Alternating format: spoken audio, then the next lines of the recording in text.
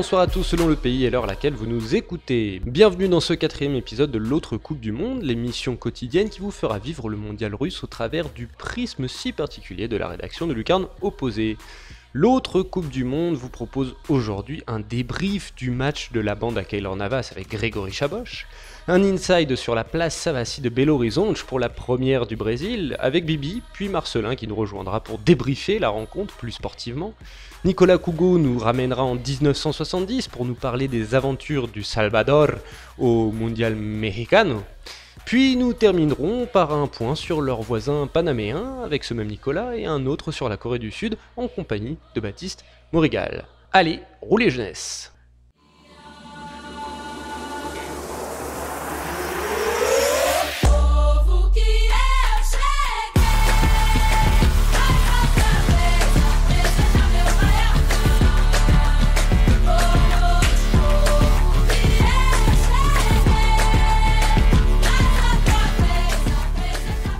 Avant de filer voir si notre Tico Cisarois ne rage pas trop sur la défaite de ses protégés, un petit mot sur le baptême du Mexique qui a débuté sa Coupe du Monde par un exploit face aux champions du monde en titre, les Allemands. Et ouais, la bande d'Osorio a très bien joué le coup contre des Allemands en panne d'inspiration passé les 25 mètres, en plaçant des contre-attaques supersoniques dont une a fini par faire mouche grâce à Erwin Lozano. Brillant.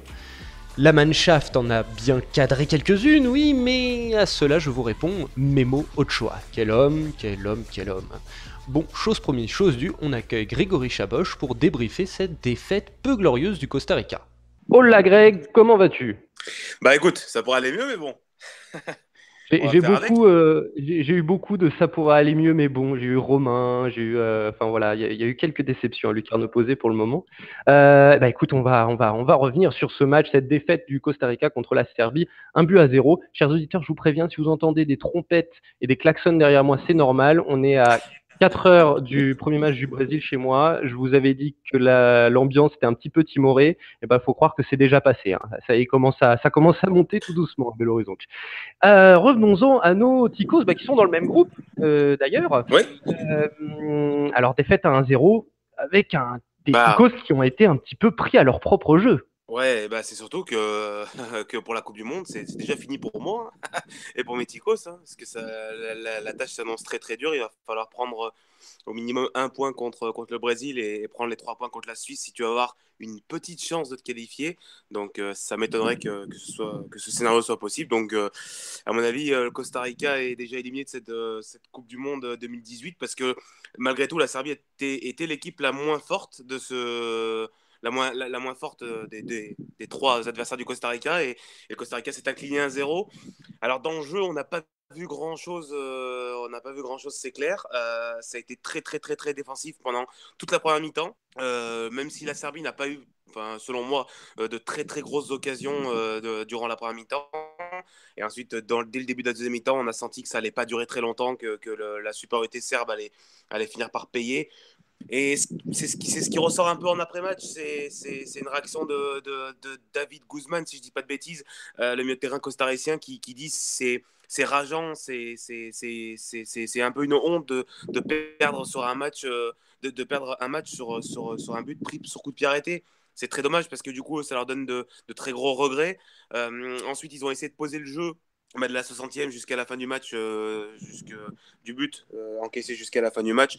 Malheureusement, ça n'est pas passé, hein, évidemment. Tu peux pas jouer un match 30 minutes seulement et au moins prendre un point, c'est pas possible. Donc la Serbie mérite les 3 points. Après, c'est encore une fois beaucoup de regrets pour le Costa Rica, mais comme on le disait en off tout à l'heure, Simon, c'est très dur. Tu peux pas être moyen pendant 8-9 mois et venir à la Coupe du Monde et être tout de suite bon. Tu l'as vu par exemple sur certains joueurs. Certains joueurs ont été en forme. Je pense notamment à Bolaños qui était blessé avant la Coupe du Monde. Il vient, il joue aucun match de préparation. Il rentre. J'ai trouvé son entrée très bonne. Brian Ruiz a été plutôt bon selon moi, mais après derrière c'est très moyen quoi. Oviedo et pas Oviedo, pardon. D'autant plus D'autant plus qu'on a bien vu, enfin on sentait bien que le Costa Rica était capable de bien mieux, De bien mieux, euh, ouais, bien de sûr. bien mieux que ça. Et quelles ont été les réactions après cette défaite, peut-être de la part des joueurs, et puis aussi dans la presse, peut-être que tu as vu déjà sur Twitter des réactions des Costaricains. Tiens, pardon. Bah, au pays, on lance déjà des hashtags pour se séparer de Oscar Ramirez, le sélectionneur. Ça, c'était une évidence, puisqu'on savait déjà qu'il était pas très apprécié de la part des supporters costariciens. Donc là, forcément, cette défaite contre la Serbie va pas lui faciliter la tâche. Après, c'est beaucoup de déception de partout parce que les Costariciens restent sur le souvenir encore une fois de 2014 et comme d'ailleurs tout le monde et tous les suiveurs de la Coupe du Monde, tout le monde reste un peu sur ce qu'ils ont vu du Costa Rica en 2014. Et du coup, bah, là, tu perds le premier match, ça commence déjà à faire mal. Tu vas ensuite affronter le Brésil mercredi prochain. Non, vendredi, pardon. Ça va être très, très, très, très, très compliqué. On sait que le Brésil est un favori de cette compétition. Donc, prendre un point, ça serait un miracle déjà. Donc, voilà, tu commences un peu déjà, malheureusement, à préparer le retour à San José. Ça va être coton, comme tu l'as dit, ça va être Ouais. fort coton. Très difficile. Bon, bah écoute, ils n'ont plus Bah, on va qu'à dire que, profiter on va dire que je vais de pas leur reste de Coupe du Monde, quoi. C'est ça, bah, on va dire que je vais pas faire beaucoup de podcasts pendant cette Coupe du Monde. Oh, allez, on pourra t'inviter peut-être sur un autre, peut-être que tu pourras faire un inside, je sais pas, on verra, on se débrouillera, peut-être que tu arriveras à Je peux participer. faire Un le inside je peux faire le grenoblois. Panama, je peux faire plein de choses. Ah oui, le Panama, faudra. Alors ça sera négocié avec notre rédac chef Nicolas, qui adore son Ah, petit évidemment. Panama. Bon, bah écoute, je te Nicolas connaît remercie. mieux le Panama que moi. Ouais. Bah écoute, je te remercie Grégory, et Ah, pas de puis, souci. puis on se voit mercredi après le match du Brésil contre le Yes, Brésil. merci à vous. Ça roule. Et Ciao, puis bon ciao. match. Bon match au Brésil. Et oui, le Brésil, donc prochain adversaire du Costa Rica, qui a partagé les points face à la Suisse. Un match que l'on a vécu pleinement du côté de Belo Horizonte, et direction donc le Minas Gerais pour revivre l'entrée des Auriverges dans cette Coupe du Monde.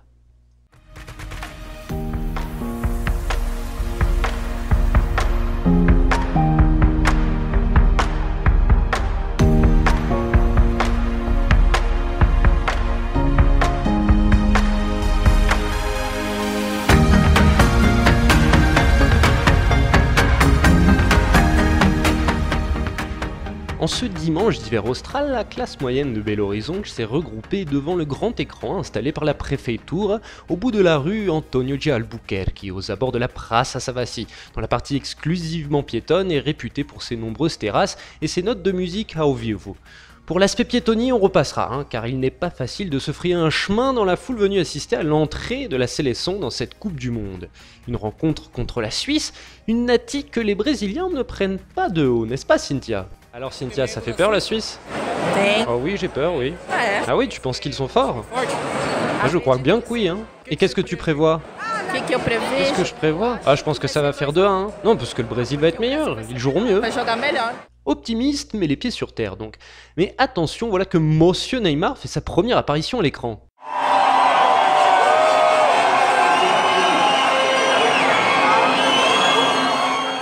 Voilà de quoi faire monter la température avant un hymne, chanté un petit peu timidement, il est vrai. Le stress sans doute.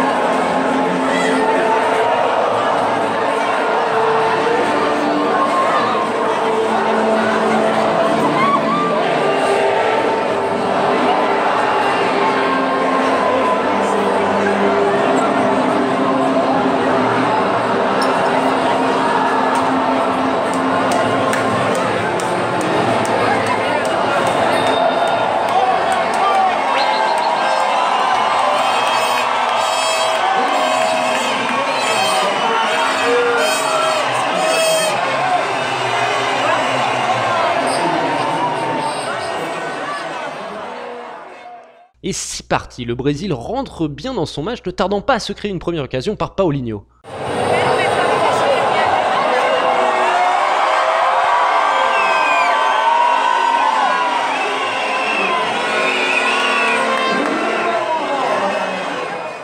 ouh, c'est pas passé loin. Les Auriverges ne relâchent pas la pression pour autant.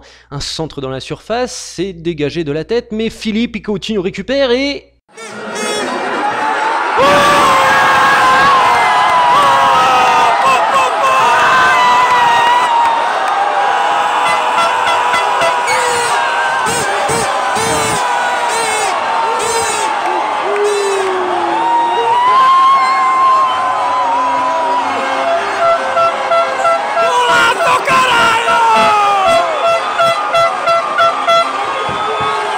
Et voilà, le compteur but des Brésiliens est ouvert, mais la Suisse n'a pas dit son dernier mot et parvient à égaliser au retour des vestiaires, installant le doute dans les cabezas de la sélection.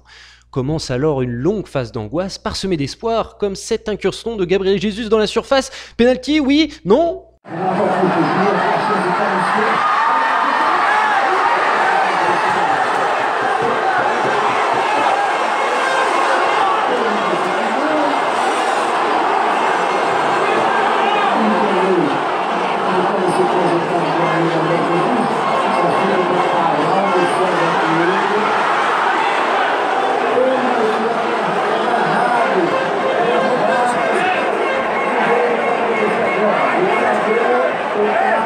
Et non, et même pas de vidéo pour vérifier.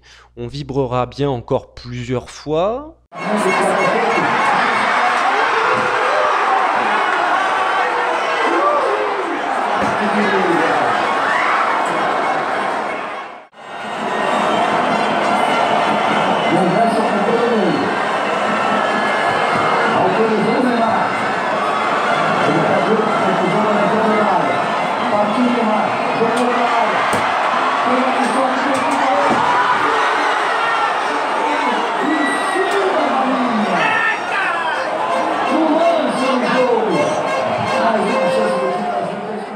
Mais en vain, le score en restera là, un partout, et puis c'est tout. La déception l'emporte largement sur la colère, enfin pas pour tout le monde. Notre ami Rika, que nos fidèles lecteurs ont déjà rencontré dans les pages de notre premier magazine, n'est pas si mécontent que ça. Alors Rika, qu'est-ce que tu as pensé du Brésil aujourd'hui? Foi bom. C'est pas mal. C'était l'équipe la plus forte de notre groupe, selon moi ce résultat c'est bien. Pra mim foi bom. Donc toi tu n'as pas été déçu par la sélection? Não, hoje não. Non, aujourd'hui non. Pour moi c'était normal. La Suisse est une bonne équipe avec un très bon marquage. C'est un bon résultat. Pour moi un nul contre la Suisse ça me va. Pra mim tá bom. De bien sages paroles. Accueillons maintenant notre Marcelin Chamois national pour revenir un peu plus en détail sur la rencontre. E aí, Marcelin, tudo bem? Tudo bem, e você? Tudo perfeito, tudo beleza. Mais enfin, tout va bien, mais bon, c'est vrai que ce petit match nul, il fait un peu tâche. Le Brésil s'attendait évidemment à gagner. Bon, comme on l'a vu hein, avec les interviews que j'ai pu faire un peu avant, ça reste un résultat que certains trouvent pas si mauvais que ça. Qu'est-ce que tu en dis, toi? Bah non, je suis pas vraiment d'accord. Je pense qu'il fallait gagner pour le premier match.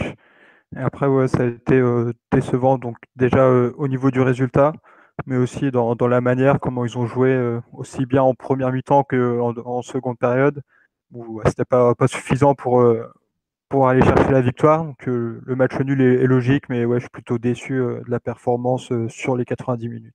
Qu'est-ce qui t'a déçu exactement? Bah, le jeu, la défense, ça allait, c'était plutôt solide. Mais après, ouais, ce qui était du milieu puis de l'attaque, on a eu beaucoup de mal à trouver Gabriel Jesus, par exemple. Willian effacé aussi. Neymar qui donnait un peu l'impression d'en faire un peu trop. Donc voilà, ouais, il y a eu des actions, quoi, mais c'était vraiment pas suffisant pour gagner. Est-ce que tu penses pas que cette Suisse aussi, que s'il y a eu ce résultat nul et si le milieu, notamment les offensifs, si on les a aussi peu vus que ça, c'est aussi parce que la Suisse est extrêmement structurée, pardon, et que ça reste une très belle sélection, la Nati, quand même. Aussi, c'est vrai qu'ils ont fait un très bon match et ouais, ils ont bien su bloquer nos attaquants. C'est vrai que Neymar, il se retrouvait un peu tout seul. Il était tout de suite cerné par plusieurs défenseurs. Donc c'est vrai que ouais, la Suisse a fait un très bon match. Et c'est vrai que si on regarde par rapport à cette équipe de Suisse, c'est vrai que ça reste, on va pas dire un bon résultat, mais bon, c'est pas non plus encore trop alarmant. Bah écoute, au Brésil, en tout cas, là, de ce que j'ai pu lire déjà dans la presse et entendu dans la rue. Alors oui, on dit que le Brésil n'a pas forcément joué son meilleur football. Beaucoup disent d'ailleurs que c'est l'un des plus mauvais matchs sous l'Ertich. Certains pointent du doigt quelques jours offensifs, trouvent que Neymar en a trop fait. Mais on se plaint aussi pas mal de deux choses, notamment d'une part le traitement réservé par les Suisses à Neymar, dont on a jugé que le contrat sur sa tête c'est un petit peu plus que vu et que le jeu rugueux sur sa personne l'a empêché de briller, que c'était un petit peu au-delà du légal par moment. Et la deuxième chose, c'est tout le monde se demande où est la vidéo, parce que beaucoup se demandent où était l'assistance vidéo au moment du but suisse, car beaucoup jugent qu'il y avait faute sur Miranda, et sur l'éventuelle faute et donc penalty qu'il y aurait eu sur Gabriel Jesus en seconde mi-temps. Qu'est-ce que tu en penses, toi? Ouais. Pour Neymar, c'est vrai que il a subi beaucoup de fautes. Je crois que c'est 10 au total. C'est un record depuis Alan Shearer en 98 contre la Tunisie. Et c'est vrai que oui, il a pas pu s'exprimer parce que tout de suite, il y avait des fautes à la limite de la régularité. Et donc c'est vrai que c'est compliqué dans ce cas-là de pouvoir s'exprimer. Et après, pareil, j'ai pas non plus compris pourquoi ils n'avaient pas fait appel à la vidéo. Parce que c'est vrai que Miranda, même si je le trouve un peu naïf sur le corner où il se met devant l'attaquant, c'est vrai qu'il il est poussé dans le dos et il peut pas aller au duel. Et pareil pour le penalty de Gabriel Jesus, pour moi, même s'il n'est pas évident, ça peut siffler parce que il le ceinture, donc ça n'a pas été logique qu'il y ait un penalty. Et je comprends qu'il y a un petit sentiment de frustration par rapport à ça, même si je pense qu'on aurait pu gagner le match sans ça. Beaucoup critiquent également Alisson sur le but suisse. Il y en a beaucoup qui jugent qu'Alisson aurait dû être bien plus maître, bien plus dominateur, en tout cas sur cette action-là, dans ces 5,50 m, et qu'une sortie aurait été de bon ton, comme dirait l'autre. On reste quand même positif pour avec la sélection. Ça va marcher contre le Costa Rica, non? Ouais, je pense que par rapport à ce qu'on a vu cet après-midi du Costa Rica, ça me semble moins fort que la Suisse. Donc, on verra. Mais ouais, je pense qu'il y a moyen d'aller chercher une victoire et de se rassurer un petit peu. Parce que c'est vrai que commencer par un match nul avec la Coupe du Monde précédente, c'est pas la meilleure façon de se mettre en confiance. Mais ouais, pour le match contre le Costa Rica, ça devrait être mieux. Très bien, et écoute, merci Marcelin, et puis on se retrouve là justement pour ce match contre le Costa Rica pour faire un petit brief, puis un petit débrief. Je te dis à la prochaine alors. Ça marche, à la prochaine. Que d'émotions, que d'émotions. D'ailleurs, des émotions, l'équipe du Salvador 1970 en a également vécu un paquet lors de la Coupe du Monde mexicaine. Nicolas Cougo nous raconte leurs péripéties dans son histoire du jour.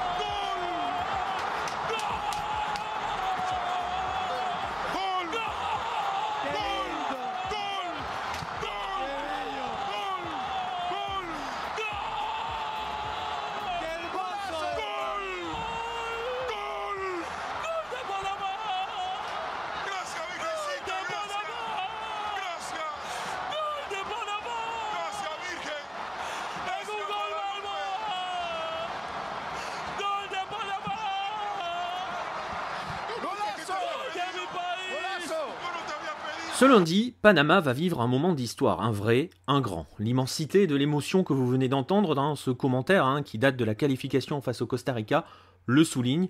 Il faut dire que se qualifier pour une Coupe du Monde quand on est un pays issu de la CONCACAF, une zone jusqu'ici totalement écrasée par le Mexique, les USA et le Costa Rica, relève souvent du miracle étant donné que 3 places seulement sont accordées par édition. Cette joie, ils étaient ainsi très peu à l'avoir connue, surtout que pendant longtemps, une seule place était accordée à la zone. Et pour une nation centro-américaine, vous imaginez donc que l'affaire était encore plus difficile. Cet exploit, le tout premier à l'avoir réalisé, c'est le Salvador, au terme d'un parcours qui a laissé des traces très importantes dans la grande histoire, l'histoire humaine, pas seulement l'histoire du football. Nous sommes en 1969, et le Mexique étant déjà qualifié, puisque pays organisateur de la prochaine Coupe du Monde, les autres nations habituées à vivre jusqu'ici dans son ombre sentent alors que l'occasion est parfaite. Les qualifications vont se jouer avec de nombreux ambitieux aux dents longues, comme Trinidad et Tobago, Haïti, le Honduras, ou encore donc le Salvador. L'histoire de sa qualification débute par un premier tour face à la Guyane néerlandaise, aujourd'hui Suriname, et aux Antilles néerlandaises. Un tour qui est tranquillement géré par 3 victoires à 1 défaite lors de la dernière journée, mais bref, un parcours assez tranquille. Place donc à la demi-finale, celle qui va laisser et qui va venir percuter la grande histoire, la demi-finale qui l'oppose au voisin hondurien. Il faut dire que le contexte de l'époque est assez particulier puisque les États-Unis voulaient alors freiner l'expansion de la révolution cubaine en Amérique centrale et ont donc développé un marché commun avec cette zone qui profite davantage au petit Salvador, petit par la taille, qui est plus industrialisé que le grand Honduras, grand, vous l'aurez compris, par la taille. Et le Honduras a du mal à suivre.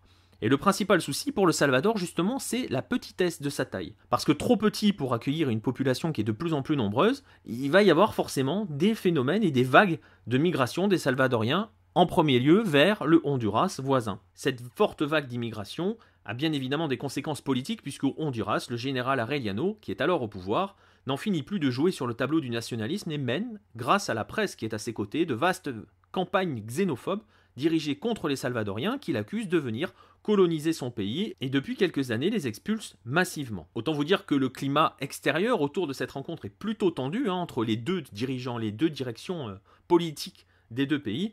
Et le match va leur servir justement pour continuer de souffler sur les braises et surtout déclencher le pire. Le 8 juin, à Tegucigalpa, donc au Honduras, les Catrachos, le Honduras, s'imposent 1-0 sous les vivas de la foule qui a parfaitement joué son rôle, le grand classique, en empêchant les Salvadoriens de dormir la nuit précédente à l'hôtel. C'est un drame national au Salvador et c'est un drame qui va être utilisé par le pouvoir, avec notamment la légende du suicide d'une jeune supportrice suite à cette défaite.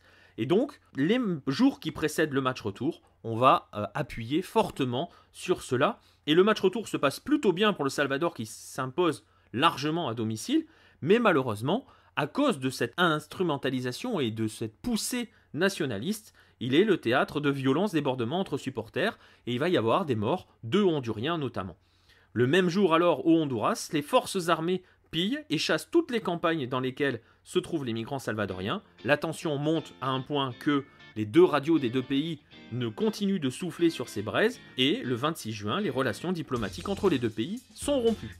Le souci, c'est que pendant ce temps, sur le terrain, il va y avoir un 3e match. À l'époque, il n'y a pas de comptabilisation du but à l'extérieur, donc il faut un match d'appui puisqu'on a eu un vainqueur lors de chaque match. Et ce 3e match, il a lieu le 28 juin. Après 15 jours de violence verbale, politique, tout ce que vous voulez, sociale, et ce jour-là, le Salvador s'impose 3-2 à l'Azteca de Mexico face au Honduras et gagne sa qualification. Le Honduras parle de tricherie, la tension est à son paroxysme au niveau de la frontière, et les premiers débordements vont commencer à intervenir. Ils vont déchaîner un conflit, un vrai, un grand, la guerre de 100 heures, qui débute le 14 juillet et qui va faire près de 3000 morts.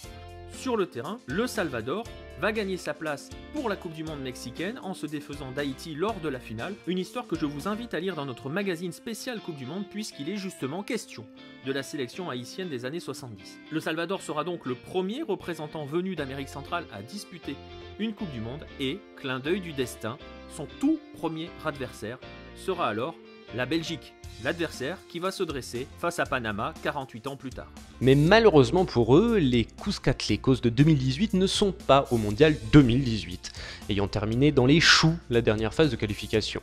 C'est en revanche le cas du voisin régional panaméen qui débutera ce lundi face à la Belgique. On rattrape donc Nico par le col avant qu'il ne nous échappe et on fait le point sur les Canaleros.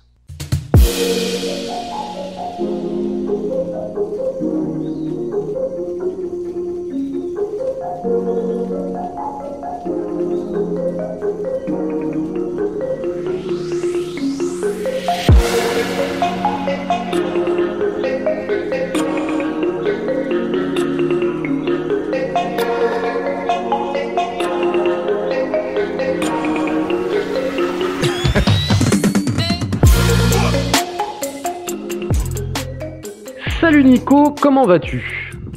Ça va très bien. Et toi, comment vas-tu? Bah écoute, ça va très bien. Également, hein, chers auditeurs, on enregistre là, mais je sors à peine du match contre la Suisse du Brésil. C'était dantesque. Mais là, on est là pour parler du Panama, l'un, si ce n'est le petit pousset de cette Coupe du Monde. Et petit pousset qui a eu une phase de préparation compliquée après une qualification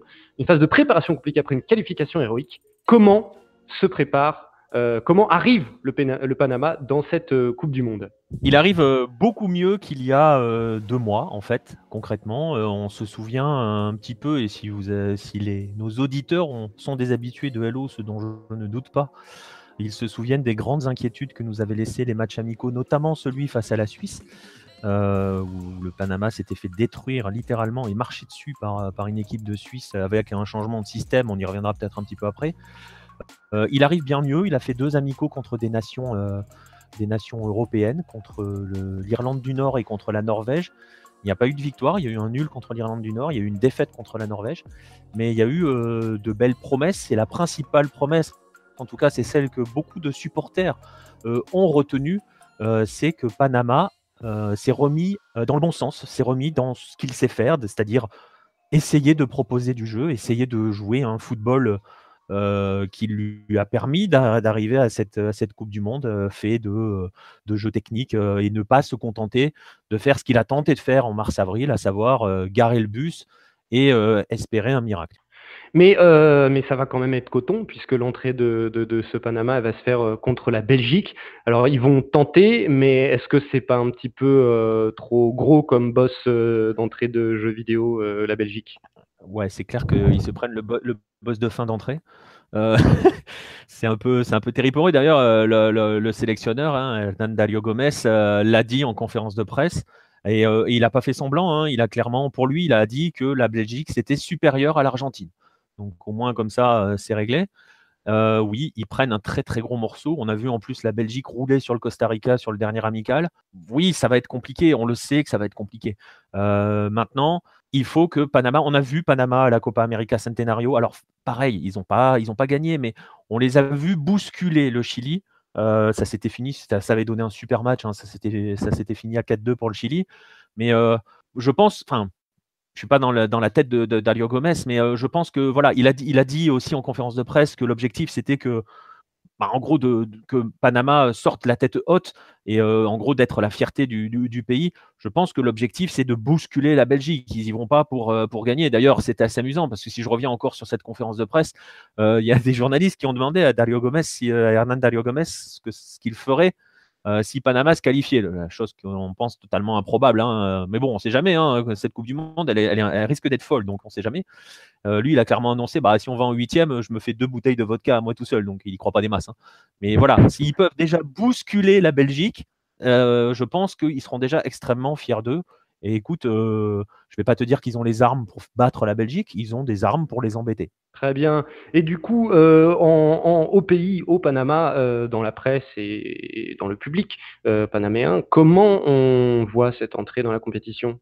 Avec beaucoup de fierté et ça reprend un petit peu ce que je disais au tout début, avec un peu moins d'inquiétude, beaucoup moins d'inquiétude que après les matchs amicaux de fin mars, parce que les dernières performances ont rassuré et l'état de forme des joueurs a rassuré aussi, parce qu'on se souvient aussi que dans ces amicaux du mois de mars, et je vais prendre l'exemple que l'on prend tout le temps, mais il est parlant, Roman Torres avait fait beaucoup parler de lui dans la presse. Son état de forme avait fait beaucoup parler de lui. Ça faisait aussi beaucoup parler de lui en MLS. Hein. On pourra en discuter à l'occasion avec nos amis de Culture Soccer, mais voilà, il avait du poids. Voilà, il avait vraiment pris beaucoup de poids après la qualification. Il était clairement pas dans le coup physiquement. Là, il est un peu plus affûté physiquement. Ça se voit aussi sur le terrain. Donc, écoute, la presse, elle attend de vivre un grand moment de fierté. Le public panaméen, on a vu des supporters après le dernier match amicaux, ils seront pas 40 000 comme les Péruviens forcément, mais il y en aura quelques-uns. Eux, leur objectif, c'est de marquer un but, de célébrer un but dans cette Coupe du Monde. Pour les supporters, si leur équipe marque un but, c'est gagné, quoi. Donc, tu vois, c'est vraiment une grande impatience parce que ils savent que quand tu es dans un groupe avec la Belgique et l'Angleterre, Voilà, être quoi. Je compliqué. parle pas de la Tunisie, mais tu sais que tu peux pas viser les 2 premières places. Compliqué. Ils sont pas fous. Hein. Bah écoute, j'ai envie de dire qu'au final, le Panama, ce que ça m'inspire, c'est qu'ils représentent, ils incarnent totalement l'esprit festif de la Coupe du Monde au final. Parce que, voilà, comme tu l'as dit, c'est une petite équipe qui vient en toute humilité juste pour vibrer. Voilà, il n'y a pas plus de. Il y a une petite ambition sportive forcément, mais l'ambition première, c'est de vibrer. Et je trouve ça très beau. Je trouve ça très beau. Ouais, bah quand tu arrives sur le terrain, tu n'arrives pas non plus pour perdre un match. Mais ce que tu dis sur l'aspect festif, d'ailleurs, Hernan Dario Gomez l'a bien dit. Il a parlé à ses joueurs, il leur a dit qu'il faut garder l'allegria de la qualification, tu vois. Donc il faut rester dans cela. Mais aussi, il avait imposé à ses joueurs une vraie discipline, surtout après le mois de mars, en leur disant attention les gars, attention, il faut physiquement être là, il faut psychologiquement être là. Et s'il a fallu être à 200%, je reprends ces mots, s'il a fallu à 200% pour se qualifier, là à la Coupe du Monde, pour représenter dignement Panama, il va falloir être à 300%. Voilà. Donc, mais il va falloir muscler ton jeu, Robert. Ouais, c'est ça. Mais il faut garder cette joie et cette euphorie de la qualification. Et c'est exactement ça. Ils y vont pour maintenir cette euphorie et c'est frais et ça peut en faire un danger. Ils peuvent embêter. Très bien. Eh ben écoute, merci beaucoup Nico. Et puis on se retrouve, on te retrouve demain pour une nouvelle histoire du jour déjà. Ça c'est certain. Exactement. Ciao ciao. Salut Simon. Un Panama qui s'apprête à faire la fête, donc, contrairement à la Corée du Sud qui rencontre la Suède, sur une jambe et demie. Accueillons Baptiste Mourigal pour faire le point sur les guerriers Taegouk. Salut Baptiste, comment vas-tu ? Salut Simon, ça va bien et toi ? Ça va très bien. Alors on va parler un petit peu de cette Corée du Sud. Généralement j'entame en disant comment telle sélection arrive, dans quel état de forme ils arrivent dans cette Coupe du Monde. Pour le coup, je sais que la forme chez la Corée du Sud, c'est pas ça. Hein. Il y a eu une cascade de blessures, un tas de titulaires ou de joueurs cadres qui seront absents. Qu'est-ce qui s'est passé et qui va faire défaut à cette Corée du Sud? Eh bah, alors déjà, avant même le début de la compétition et même avant le début de la préparation, il y a donc eu 5 blessés majeurs qui se sont tous blessés en match en compétition. Donc il y a eu Kim Min-jae, les 2 défenseurs, donc Kim Min-jae, Kim Jin-soo, les milieux de terrain Yeom Ki-hoon et Kwon Chang-hoon qu'on connaît bien en France, et l'attaquant Lee Keun-ho. Ces 5-là se sont blessés au cours de match, donc ils ont déclaré forfait pour la Coupe du Monde. Il y avait 4 prétendants à être titulaires plus un remplaçant qui était Yeom Ki-hoon. Ensuite, pendant la préparation, Shin Tae-yong a eu beaucoup de mal à avoir tout le temps son équipe avec les 11 joueurs qu'on imagine titulaires valides, parce qu'il y a eu énormément de petits pépins, la cuisse, les côtes. La dernière fois, c'était le dernier en date, c'est Lyon qui s'était ouvert l'arcade sourcilière face au Sénégal, donc il est sorti à la 37e minute. On a même eu Jang Yoon-soo, enfin on les a pratiquement tous eus. J'ai calculé, si on rajoute en plus un gardien qui était en balance pour être dans les 3, mais qui est jeune encore, on a eu 13 blessures pour la Corée du Sud depuis le début de l'année 2018. Donc on avait de quoi faire une deuxième équipe. Voilà. Donc ça a fait mal, ça fait même très très mal parce que ça réduit considérablement le niveau de la Corée.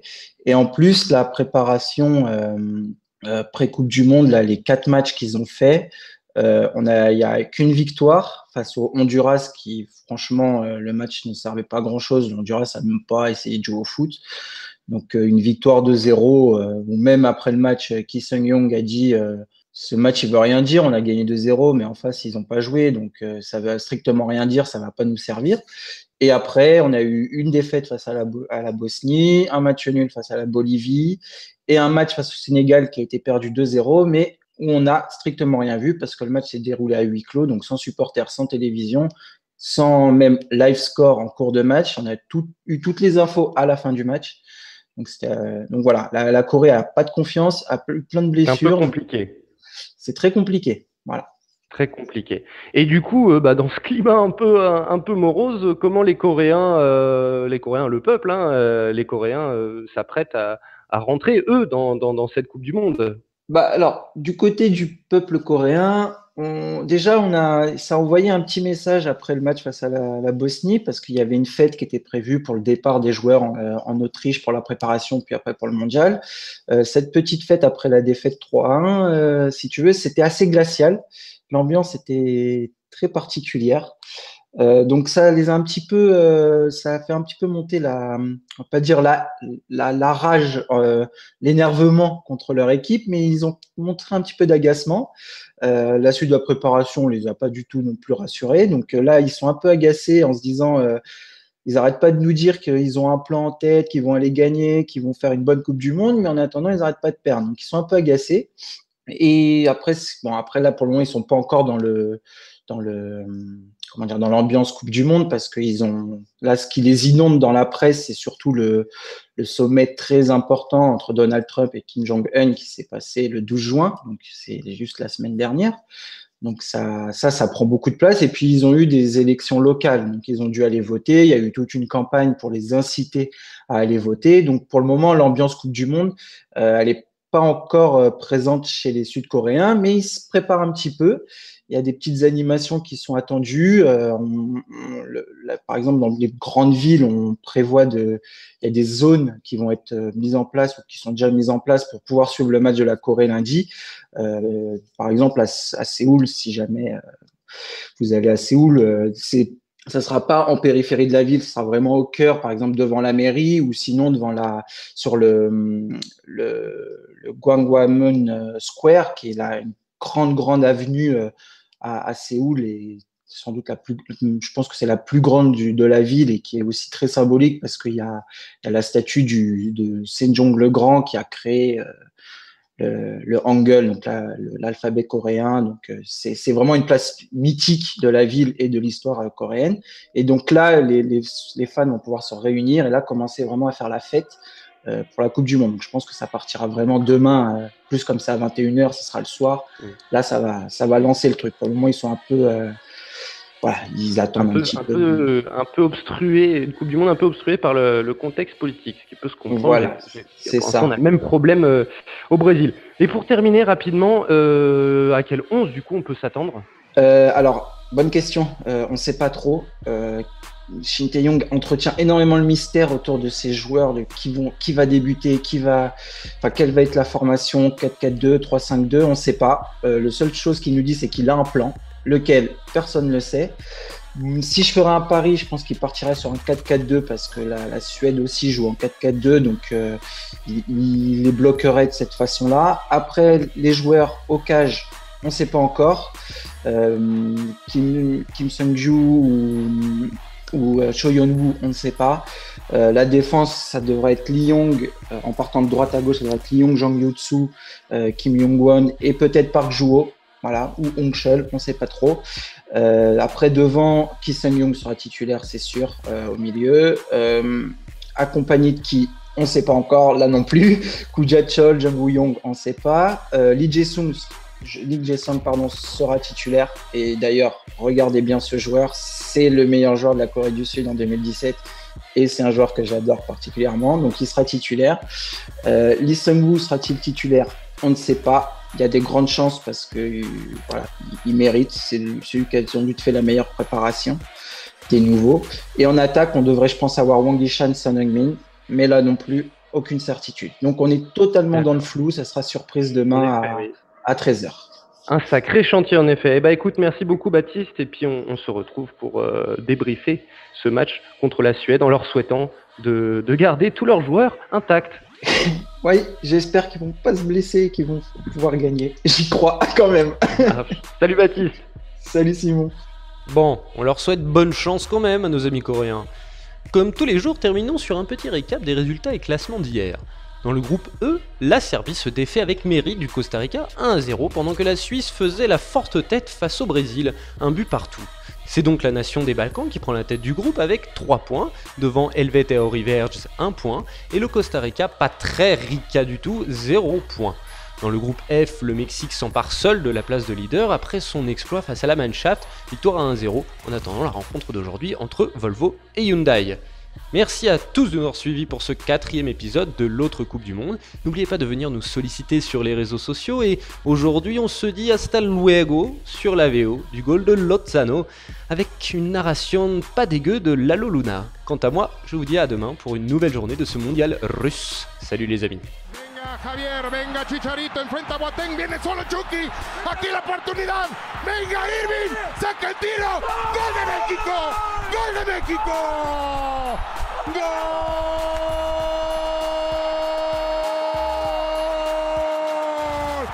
gol de Chucky, acompañó en todo momento, el Chicharo la observó, le da el servicio, este hace el recorte, saca el disparo y vence Manuel Neuer para el 1-0 de México. 1-0 de México sobre Alemania.